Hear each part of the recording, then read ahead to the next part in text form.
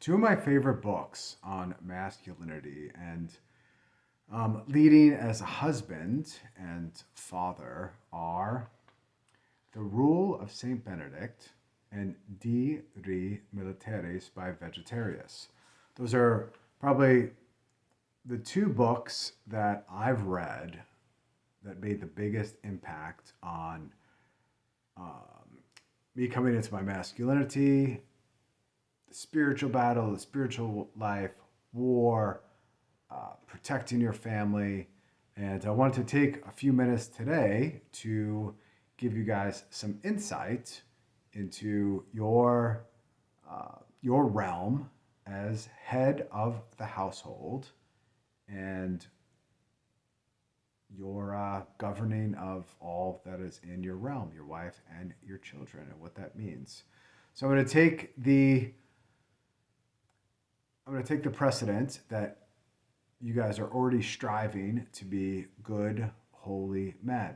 So this is for good, holy men. If you got a lot of whatever obedience work to do about becoming good, holy man, and you have a slew of vices, there's videos for that on my channel about vices and overcoming disgusting habitual vices, which I know you guys suffer from, man, because I mean you're a man, right? That's how it goes.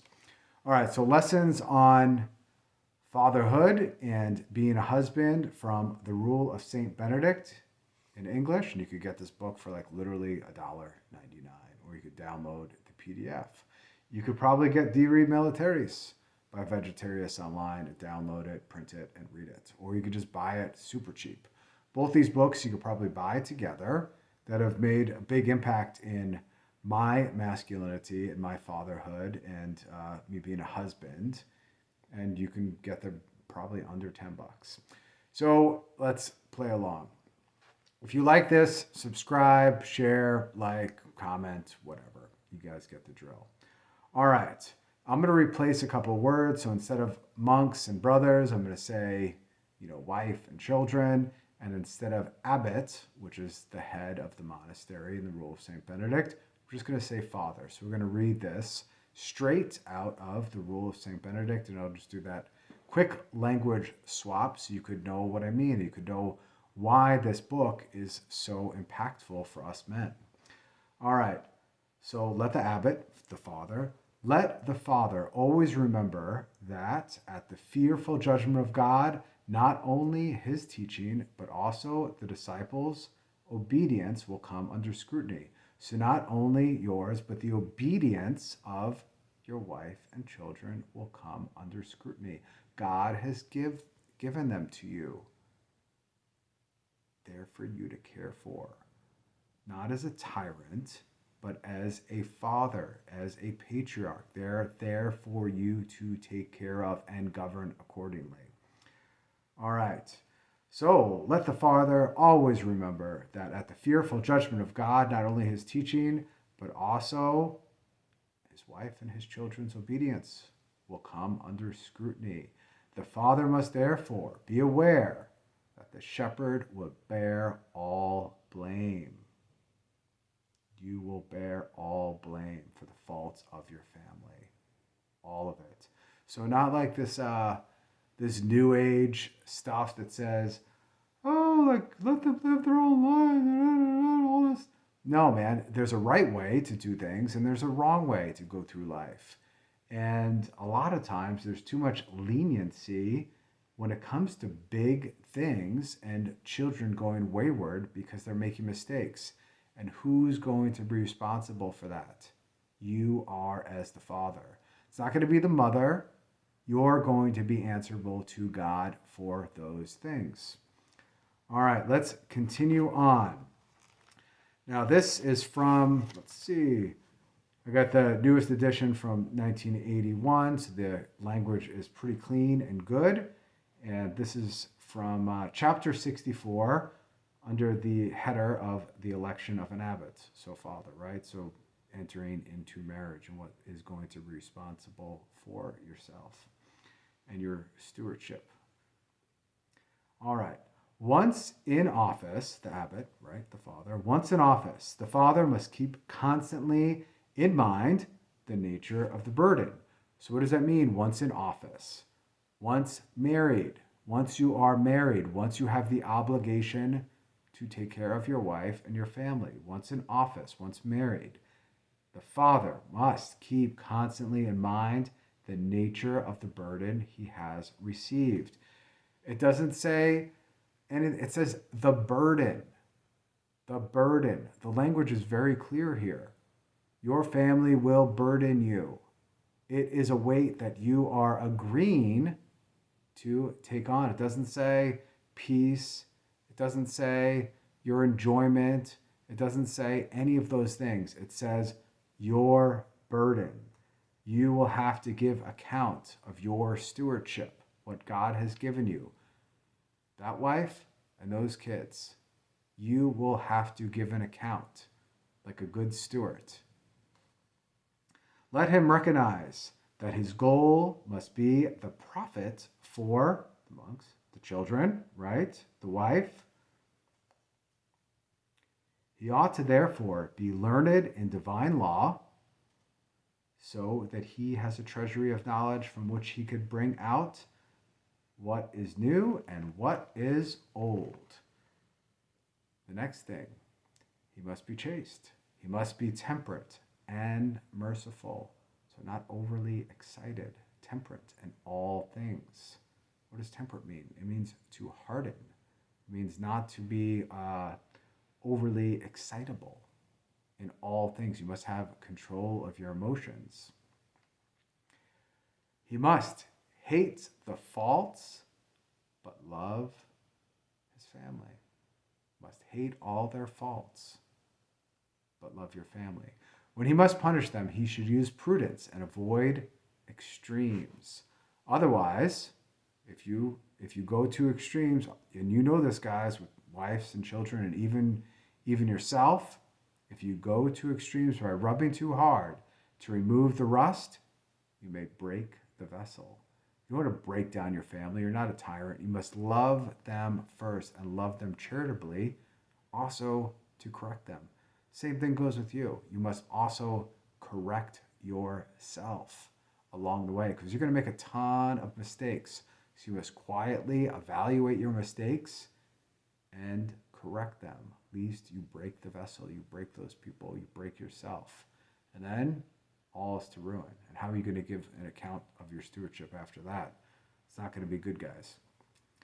He must distrust his own frailty, right? So you know where you go wrong and your vices and your weaknesses and your, I don't know, maybe you're prone to anger or something like that. You gotta correct that first before you get on somebody else.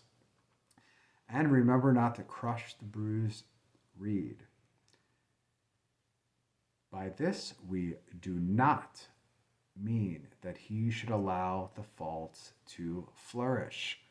So you must be gentle to correct them, but you cannot allow those faults to flourish. You cannot allow disobedience to reign in your house. If you're having disobedience with your children now, when they're young, what do you think is going to happen when they get older?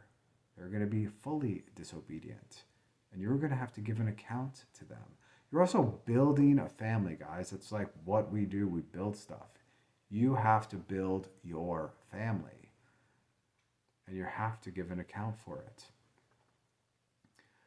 So prune them away with prudence and love, that's charity, as he sees best for each individual.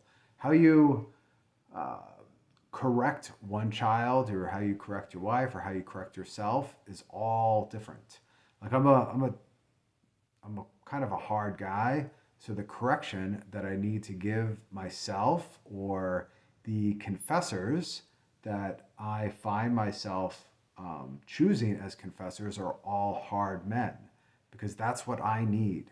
I need that hammer to be brought down upon my head, and that correction to be hard. But that's not best for everybody. That's not going to be best for your wife, that type of correction. That's not going to be best for your children, because you don't want to break them. The next line goes into, let him, the father, strive, the husband strive to be loved rather than feared. Your job is to not rule as a tyrant. Your job is to be loved, have authority, have obedience, but to be loved rather than feared. And how do you do that? You do that by example. Because if you are tyrannical, a lot of tyrants will do this. They will do as I say, not as I do. You must lead by example. If you want a good, holy family, you must be a good, holy man. If you want a good, virtuous wife, you must be a good, virtuous husband. If you want obedient kids, you must be obedient. You must not break your word, be disobedient to God, be two-faced, I guess they would say. All right, the next lines go on. Excitable, anxious, extreme, obstinate, jealous, or over suspicious, he must not be. That's you, the father. You must not be controlled by your emotions. What are all those things? Excitable, anxious, extreme, obstinate, jealous, or over suspicious. Those are all emotions. You must not be ruled by your emotions. There's it's a travesty that everyone is so, quote unquote, in touch with your feelings. You must put all of your feelings into right reason. Put them in their proper spaces, because when you fly off the handle, you are excitable. You become anxious. You start ruling as a tyrant. And that's no good for anybody. And no one's going to love you. They're just going to fear you. And you're going to be a monster. And then you're going to have to give account to God. It goes on the next line. Such a man is never at rest. If you are an excitable, anxious, extreme, obstinate, jealous, over-suspicious man, you will never be at rest. You'll almost be always at war with yourself, war with your emotions that are uncontrolled. And a man with uncontrolled emotions is probably the most disgusting man. Those are the most grossest guys out there. And I'll say that if you are controlled by every tiny little thing of emotion, anger, lust, idleness, no one's going to love you. No one's going to care about you. You're going to be a tyrant. So you have to correct those things and correct your family as well. It goes down a couple more lines. Keep in mind of holy Jacob, who said in Genesis 33:13, if I drive my flocks too hard, they will all die in a single day.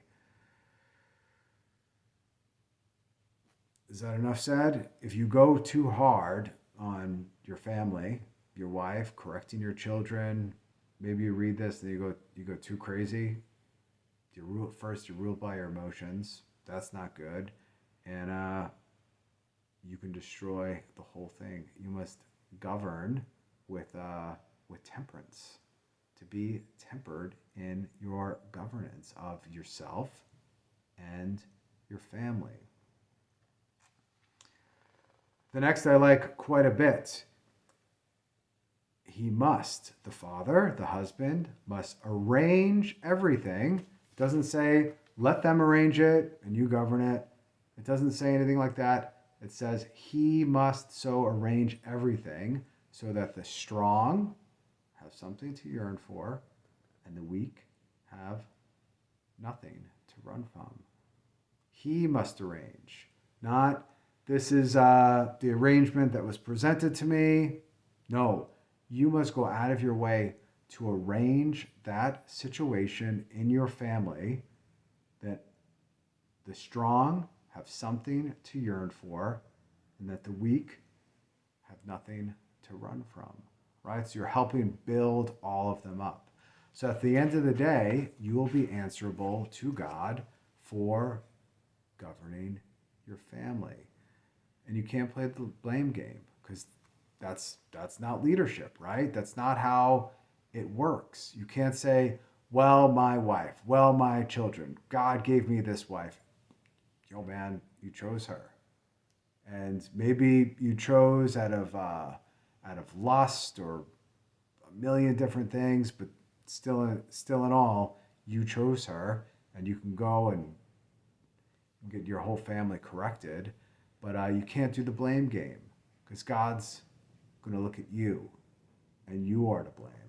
And I know that's a tough message for you guys, that everyone wants to shrug off their responsibility as men and their leadership as men and their governance over their family as men and what they're responsible for as men. Everybody wants to throw that off and say, well, society, well, the culture, well, my wife, well, my wayward kids, well, this, well, the church is failing me.